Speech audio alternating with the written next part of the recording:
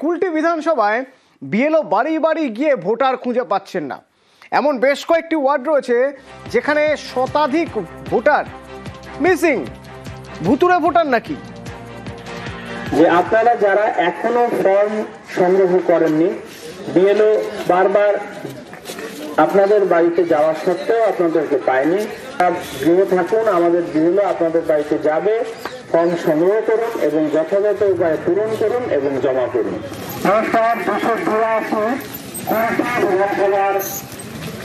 প্রত্যেক নির্বাচককে জানানো হয়েছে যে আপনারা ইনোভেশন ফর্ম যদি বিএলওর কাছ থেকে পেয়েছেন তা পূরণ করুন এবং জমা করুন।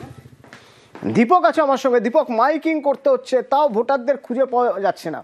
একটু হিসেবটা বোঝার চেষ্টা করব, এক একটা বুথে মানে কতজন ভোটার এরকম যাদের পাওয়া যাচ্ছে না।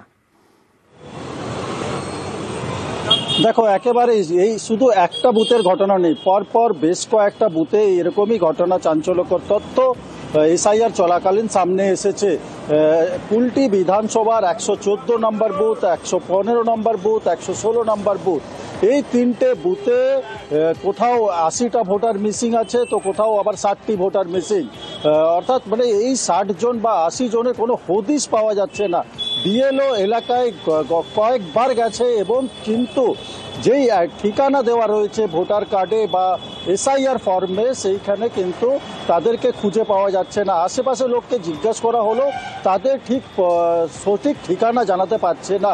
তাতেই কিন্তু বিএলও গভীর চিন্তায় রয়েছে। কোথাও ভোটারের সংখ্যা 1000 তো কোথাও 900, তার মধ্যে 60 জন মিসিং, 70 জন মিসিং নিয়ে ইতিমধ্যে জেলা প্রশাসন অর্থাৎ নির্বাচন কমিশনের পক্ষ থেকে মাইকিং শুরু করা হয়েছে, মাইকিং প্রচার শুরু করা হয়েছে এবং আবেদন করা হচ্ছে কি যেই ভোটাররা ফর্ম নিতে পারেনি, এখনও সংগ্রহ করতে পারেনি, তারা এসে যেন বিএলওর কাছ থেকে ফর্ম সংগ্রহ করে এবং সেই ফর্মকে ফিল আপ করে জমা দেওয়া হোক। যদিও এই ঘটনা সামনে আসার পরই কিন্তু রাজনৈতিক তরজা শুরু হয়েছে তৃণমূল কংগ্রেস এবং বিজেপির মধ্যে। ধন্যবাদ।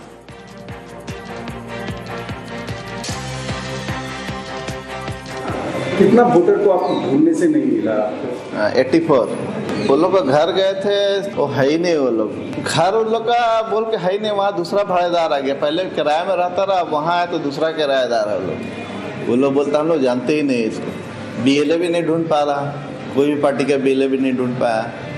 तो सबको बता दिया गया, आरओ साहब को, डीएम साहब को बता दिया गया, दिखा दिया गया, रेजुलेशन दिया जा रहा है, रेजुलेशन लेकर के दिया जाएगा, आरओ साहब को हैंड ओवर किया जाएगा। ये अब ये डिसीजन आरओ साहब लेंगे क्या करना है। ভোটার 814 জনের মতো এখনো খুঁজে পাওয়া যায়নি। তারা এলাকায় ঠিকমতো ট্রেস করা যাচ্ছে না। আমি তো নতুন বিএলও, আমি ট্রেস করেছি, আমার বিএলএরা সাহায্য করেছে এবং আমাদের সার্ভার সাহায্য করেছে, কিন্তু তাদেরকে খুঁজে পাওয়া যাচ্ছে না, এখন পর্যন্ত পাওয়া যায়নি। এরপরে আসতে পারে তারা 50-60 জন হবে, তার মধ্যে ইয়ে থাকতে পারে, ওই বাইরের এলাকায় তারা হয়তো আছে। ম্যাপিং এর ভয় কি এরা ফর্ম তুলছে না, কি দরকার আছে সেটা বলতে পারছি না। আমি নতুন বিএলও, আমি ওই ব্যাপারে এলাকার সম্বন্ধে অতটা আমার ওয়াকিবহাল নেই। আমি বাইরে আধিকারিকদেরকে জানিয়েছেন বিষয়টি? হ্যাঁ। কি বলেছে তারা? হ্যাঁ, তারা বলছে ওই এলাকাতে আপনার একটু অসুবিধা হবে, এই এলাকাটা এরকমই আছে। অনেকের বিয়ে হয়ে গেছে, যারা মেয়ে ছিল এখানকার তাদের বিয়ে হয়ে গেছে, অনেক যারা বয়স্ক ছিল তারা মারা গেছে। তো প্রত্যেকটা 100 to 100% কোনো বুথে হবে না, এটা আমি চ্যালেঞ্জ করছি। অনেক লোক কাজের ক্ষেত্রে বাইরে চলে গেছে, অনেক রকমের ব্যাপার আছে। তো 25, 30, 40, 45 এটা হতে পারে, কোনো বড় ব্যাপার নাই। এটা ভুয়া ভোটার বলা যাবে না। দেখুন, বিরোধী তো বলবেই, বিরোধীদের কাজ আছে ওনাদের বলা, আর আমাদের যে কাজ আছে আমরা কাজ করছি। এই ভোটারদের তো অস্তিত্ব ছিল না। এটা কুলটি যারা তৃণমূল কংগ্রেসের নেতারা আছেন, তারা এই ভোটারদেরকে জন্ম দিয়েছিলেন, তারা কাগজ কলমে এদেরকে জন্ম দিয়েছিলেন এবং এদের জোরেই এই ভোটে জেতার চেষ্টা বরাবর তারা করেছে। যেহেতু কুলটি বিজেপির স্ট্রং ঘাঁটি, সে কারণে কুলটি নিয়ে ওনাদের আলাদা পরিকল্পনা থাকে। কি করে 10-20 হাজার ফলস ভোটারের নাম যদি ঢুকিয়ে রাখা যায় এবং ভোটের দিন তাদের নামে ভোট যদি দিয়ে দেওয়া যায়, তাহলে যদি সিটটা উদ্ধার করা যায়, সে কারণে ওনারা এসব কৌশল করে রেখেছেন এবং এই কারণে তো এসআইআর এত বিরোধিতা। এসআইআর সব ভূত ধরা পড়ে যাচ্ছে। তো আলিপুরদুয়ারে নাকি প্রতিবেশীকে মা বাবা সাজিয়ে এসআইআর এর ফর্ম ফিল আপ করা হয়েছে। এখানেই শেষ নয়, অভিযোগ মারাত্মক। এই কাজে নাকি সহায়তা করেছেন বুথ লেভেল অফিসার। রাজকুমার আছে আমার সঙ্গে সরাসরি। রাজকুমার, আমরা বেশ কিছু জায়গায় দেখেছি যে প্রতিবেশীকে বা একেবারেই অজানা অচেনা কাউকে বাবা বা মা সাজিয়ে ভোটার লিস্টে নাম তোলার চেষ্টা হয়েছে, এসব অভিযোগ আমরা পেয়েছি, কিন্তু বিয়েরও সাহায্য করেছে এ খবর বোধহয় এই প্রথম। একদমই অতনুদা, দেখো একদম অত্যন্ত চাঞ্চল্যকর এই অভিযোগ, এবং এই অভিযোগ উঠেছে এবং এটা ঘটনা বিভিন্ন মহল থেকে, যেটা বিভিন্ন সূত্রে যে আমরা খবর পাচ্ছি যে এই যে প্রতিবেশীকে বাবা, কাকা শ্বশুরকে বাবা, বা এই রকম যে গরমিল করে যে ভোটার তালিকায় নাম তোলা হচ্ছে, যেগুলো আগেও তোলা হয়েছে, বিএলওদের সহযোগিতা ছাড়া কিন্তু এটা সম্ভব নয় বলে অনেকেই বলছেন। তার কারণ যে বুথ লেভেল অফিসার যে যিনি থাকেন নির্বাচন কমিশনের, তিনি কিন্তু এলাকার সমস্ত মানুষজনকে চেনেন, অর্থাৎ কার বাবা মা কে এটা কিন্তু বুথ লেভেল অফিসারের কিন্তু জানার কথা, চেনার কথা, এবং তার যদি কোনো অসুবিধা হয় তাহলে সেখানে রাজনৈতিক দলের কর্মীরা থাকেন, বর্তমানে যাদেরকে বিএলএ 2 বলা হচ্ছে। আগে এই বিএলএ 2 না বলা হলেও আগে কিন্তু রাজনৈতিক দলের বুথ লেভেলের কর্মীরা ছিলেন, তাদের সঙ্গে সহযোগিতা করেই কিন্তু বিএলও সাধারণত কাজ করে। ফলে বিএলওর সহযোগিতা না থাকলে এভাবে কিন্তু অন্য মানুষকে বাবা মা বানিয়ে নাম তোলা সম্ভব নয়। এবার এই যে কুমারগ্রাম বিধানসভার তুলতুলিতে যে অভিযোগ উঠেছে অতনুদা, এটা অত্যন্ত মারাত্মক অভিযোগ। ইতিমধ্যেই কিন্তু বিষয়টি নিয়ে শোরগোল হচ্ছে এবং এই ঘটনার কিন্তু তদন্ত শুরু হয়েছে। অতনুদা, ভোটার তালিকায় নাম তুলেছেন? হ্যাঁ। কার ডকুমেন্টস দিয়ে? মহিদুল হক। কি হয় আপনার আপন বাবা নাকি পালিত বাবা? না, আমাকে ছোট থেকে পাইলে বড় করছে, বিয়ে টিয়ে দিছে। ছোট থেকে যখন বড় করছে, মানুষ করছে, তো প্রমাণ তো ওকেই চিনি আমি, অন্য জনকে তো আর চিনি না। জন্ম না দো, আমাকে তো কর্ম করছে। ও যখন বয়স 6 বছর তখন থেকে। কোথা থেকে নিয়ে আসছিলেন? একে আনছিলাম আমি বিহার থেকে। আমার অধীনেই এতদিন ছিল, ছোট থেকে বড় হলো, বিয়ে শাদি দিলাম, আলাদা জমি কিনে বাড়ি করে দিলাম। হ্যাঁ, সরকারিভাবে তো আমার ডকুমেন্টস দিয়ে ওনার ভোটার ইয়েটা করা হয়েছে, এসআইআর ফর্ম পাইছে, ফিল আপ করা হয়েছে। হ্যাঁ, ফিল আপ করে দিছে। আপনার ডকুমেন্টস দিয়ে? হ্যাঁ, আমার ডকুমেন্টস দিয়ে। বাঁকুড়ার বিএলও সোনালী কর 99% এসআইআর এর কাজ করে ফেলেছেন, কিন্তু কাজটা তার পক্ষে করা কঠিন ছিল।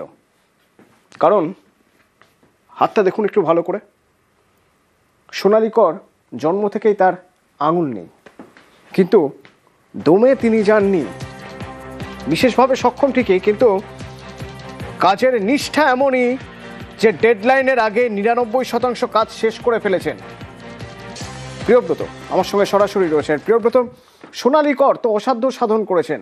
এই ইচ্ছে, এই মনের জোর, যাদের হয়ে কাজ করেছেন, অর্থাৎ যাদের এসআইআর ইনোমিনেশন ফর্ম দিয়েছেন বা সেই ফর্ম আপলোড করার কাজ করেছেন, তারা কি বলছেন সোনালী কর সম্পর্কে?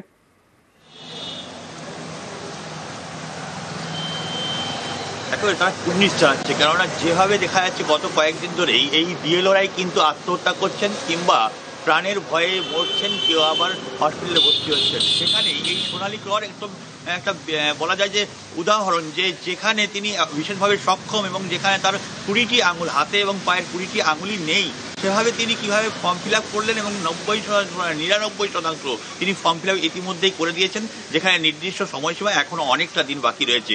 তার আগেই তার এই যে সাফল্য এবং তার যে যারা ভোটার রয়েছেন, যে বুথের 16 নম্বর বুথ, বাকি সাধারণ যে 16 নম্বর বুথ, সেই বুথের ভোটাররা বলছেন তিনি প্রতিটা বাড়ি বাড়ি গিয়েছেন, ফর্ম জমা দিয়েছেন। ফর্ম দেওয়ার পর কিন্তু সময় দিয়েছিলেন, নির্দিষ্ট সময়, সেই সময়ে যে কিন্তু ফর্ম নিয়েছেন এবং তিনি এই আপলোডও করে দিয়েছেন ফর্ম। এই যে 20টা আঙুল তার নেই, এক্ষেত্রে ফর্ম আপলোড করতে তার সমস্যা হয়েছে ঠিকই, কিন্তু তার যে মনের জোর, অদম্য সাহস যে তিনি করতে পারবেন, এবং তিনি পড়াশোনা করেছেন কিন্তু এইভাবেই তিনি চাকরি পেয়েছেন, এইভাবে তিনি স্থানীয় আইসিডিএস কর্মী, সেক্ষেত্রে তিনি রান্নাবান্নাও করাচ্ছেন এবং পড়াশোনা করাচ্ছেন, যেখানে ছবি তুমি দেখতে পারবে। সেক্ষেত্রে এই যে বিএলওর কাজ তিনি সফলভাবে করেছেন এবং এই সফলতাকে কিন্তু তিনি কিন্তু নর্মালিভাবে নিচ্ছেন, যে যেভাবে বিএলওর কাজ করেছেন আগেও সেভাবেই করেছেন। এসআইআর নতুনভাবে এসেছে ঠিকই, কিন্তু স্থানীয় মানুষজন যারা ভোটার তারা কিন্তু তার কুর্নিশ চালাচ্ছে, এবং সত্যিকারের আমাদেরও কুর্নিশ চালানো উচিত। যেখানে বিএলওরা ভয় পাচ্ছেন, যেখানে বিএলওরা সন্ত্রাসে রয়েছেন, কেউ আত্মহত্যার পথ বেছে নিয়েছেন, সেখানে এই সোনালী করের যে অবদান সমাজের প্রতি, এই যে নির্বাচন কমিশনের যে দায়িত্ব তিনি পালন করেছেন,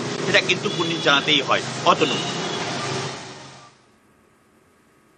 এসআইআর কাজের জন্য আমার এমনি 5টা আঙুল নেই, ঠিক আছে, কিন্তু আমার সেরকম ভয় কিছু লাগেনি। মনে হচ্ছিল যে কোনো অসুবিধা হবে না, আমি ঠিক করে নিতে পারবো, এই ইয়েটা আমার ছিল। জন্ম থেকেই আমার 5টা আঙ্গুল এরকম সমস্যা আছে, এভাবেই বড় হয়েছে, এভাবেই পড়াশোনা করেছি, এভাবেই আমি অভ্যস্ত। বিএলও হিসাবে কাজ করতে গিয়ে আমার ভোটাররা সবাই আমাকে খুব সহযোগিতা করেন। 99% আপলোডেড কাজ শেষ।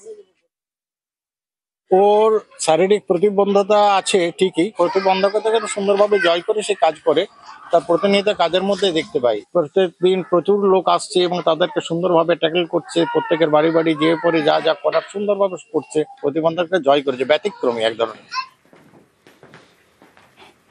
26-এর ভোট, তার আগে বিভিন্ন রাজনৈতিক দল ইস্যু ভিত্তিক লড়ছে, বিভিন্ন রকম ইস্যু।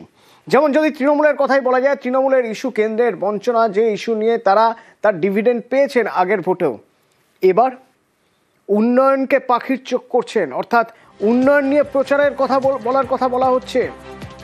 ঠিক কিভাবে উন্নয়ন নিয়ে মানুষের কাছে পৌঁছতে হবে বা উন্নয়নের বার্তা পৌঁছে দিতে হবে, কতটা কাজ সরকার করেছে সেটা পৌঁছে দিতে হবে, তার একটা গাইডলাইন তৃণমূল দিচ্ছে তার জনপ্রতিনিধিদের বা যারা রয়েছেন কর্মী সমর্থকদের, নেতাদের। আবির রয়েছেন, আরো বিস্তারিত বলতে পারবেন তা নিয়ে। আবির, দেখো, প্রত্যেকটা ভোটের প্রেক্ষিত আলাদা হয়। লোকসভা নির্বাচনের যে প্রেক্ষিত ছিল, বিধানসভা নির্বাচনের প্রেক্ষিত সম্পূর্ণভাবে ভিন্ন হবে।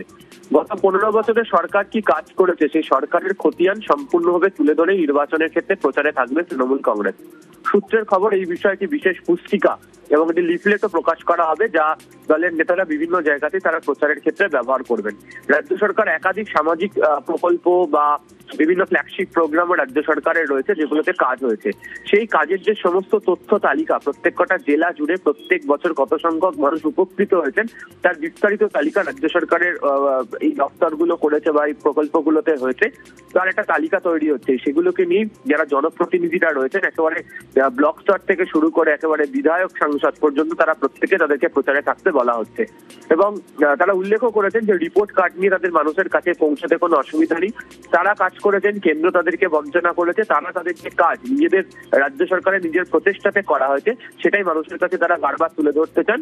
এবং সেই কারণেই হচ্ছে প্রয়োজনীয় নির্দেশাবলী যেমন দেওয়া হয়েছে এবং এই সংক্রান্ত তথ্য তালিকাও তৈরি করে ফেলেছে তৃণমূল কংগ্রেস। সূত্রের খবর, শীঘ্রই এই সমস্ত পুস্তিকা এবং লিফলেট নিয়ে তারা জেলায় জেলায় বাড়ি বাড়ি গিয়ে প্রচার করবে।